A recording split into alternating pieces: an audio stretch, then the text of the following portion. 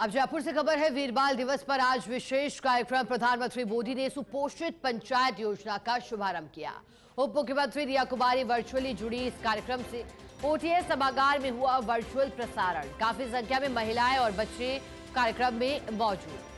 आज जहां एक तरफ दिल्ली के भारत मंडपम में वीर बाल दिवस समारोह आयोजित किया जा रहा है, इससे पूर्व हमने आपको प्रधानमंत्री की तस्वीरें भी दिखाई थी जब बच्चों से वो संवाद कर रहे थे, जिन बच्चों को सम्मानित आज के दिन किया गया है। कुल 17 बच्चे बताए गए और आज के दिन कई अभियान की शुरुआत भी। एक तरफ नशा मुक्ति को लेकर के 1,75,000 के करीब बच्चों को आज के दिन नशे से दूर रहने की शपथ दिलाने की बात है, तो वहीं आज चर्चा सुपोषित पंचायत योजना की भी, जिसका शुभारंभ आज वीर बाल दिवस के उपलक्ष्य में किया जाना था।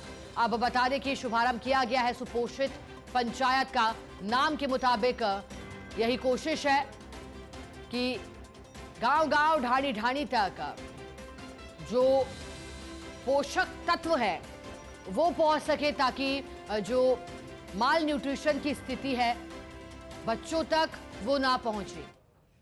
आज के दिन कई संकल्प भी लिए जा रहे हैं और बता दें कि उप मुख्यमंत्री रिया कुमारी वर्चुअली इस कार्यक्रम से जुड़ी थी जब सुपोषित पंचायत योजना का शुभारंभ किया।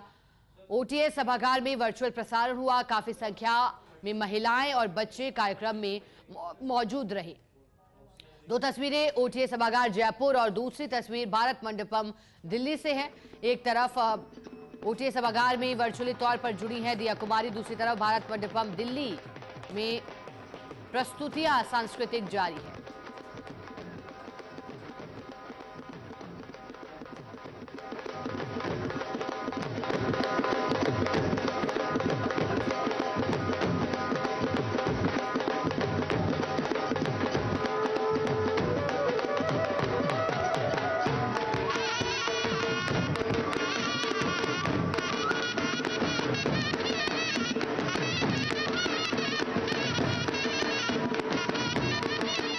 और देखिएगा ओटीएस सभागार जयपुर से तस्वीरें, जहां वर्चुअली जुड़ी उप मुख्यमंत्री रिया कुमारी, तो दूसरी तस्वीर भारत मंडपम से प्रधानमंत्री नरेंद्र मोदी भी इस दौरान मौजूद है जब सांस्कृतिक कार्यक्रम चल रहे हैं। हमारे साथ एसोसिएट एडिटर निर्मल तिवारी जुड़ गए हैं। निर्मल जी, वीर बाल दिवस के उपलक्ष्य में आज कई कार्यक्रम आयोजित किए जा रहे हैं। फिलहाल दो तस्वीरें चाहेंगे कि आप उसका जिक्र करिए। सुपोषित पंचायत अभियान की काफी चर्चा भी हो रही है, क्या महत्वता इस अभियान की?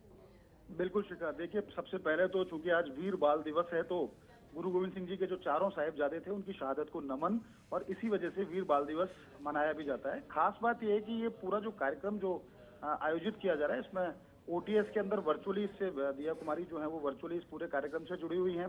सुपोषित बाल योजना की, हम ग्राम पंचायत योजना की बात करें तो सुपोषित ग्राम पंचायत अभियान जो है, इसका जो शुभारंभ आज प्रधानमंत्री नरेंद्र मोदी कर रहे हैं, इसमें आज सर्वश्रेष्ठ 10,000 ग्राम पंचायत जो है उनको पुरस्कृत भी किया जाएगा। इसके साथ ही 50% पुरस्कार राशि जो है वो आंगनबाड़ी कार्यकर्ताओं को, सहायिकाओं को, ग्राम पंचायतों को दिया जाएगा, और इसके साथ ही बाकी की जो 50% जो पुरस्कार राशि है वो आंगनबाड़ी केंद्रों में पोषण स्तर पर खर्च करने के लिए दिया जाएगा।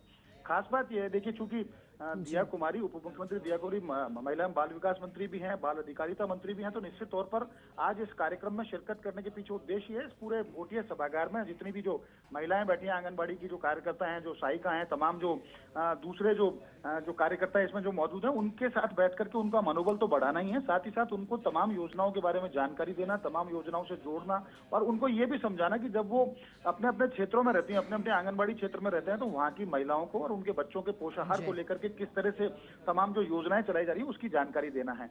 तो आप देख सकते हैं प्रधानमंत्री नरेंद्र मोदी चूंकि दिल्ली से वो इस कार्यक्रम का शुभारंभ कर रहे हैं, इस पूरे अभियान का, और यहाँ से उप मुख्यमंत्री रिया कुमारी वर्चुअली इस कार्यक्रम में जुड़ी हैं। कुछ देर बाद उनको यहाँ से निर्माण भवन भी जाएंगी, जहाँ पीडब्ल्यूडी की बैठक लेंगी। लेकिन खास बात यही है इस पूरे अभियान को लेकर के कि इसमें उस मातृशक्ति को मजबूत करना है, उस मातृशक्ति के सहारे जो दूसरे जो आंगनबाड़ी की से जुड़ी हुई जो सहायिकाएं, जो उसकी कार्यकर्ता है, उनको मजबूत करना है, उनके माध्यम से पोषाहार का महत्व समझना है, और पोषाहार का जो स्तर है उसको बढ़ाने की भी बात है कि बच्चों को पोषाहार मिले, गर्भवती महिलाओं को प्रॉपर पोषाहार मिले, तो उनको इस तमाम तरह की जानकारी, इस योजना का लाभ, और माइक्रो लेवल पे किस तरह से इस योजना का लाभ दिया जाएगा, इन तमाम बातों को सुनिश्चित करने के लिए आज इस पूरे कार्यक्रम का शुभारंभ प्रधानमंत्री नरेंद्र मोदी के जरिए किया गया है।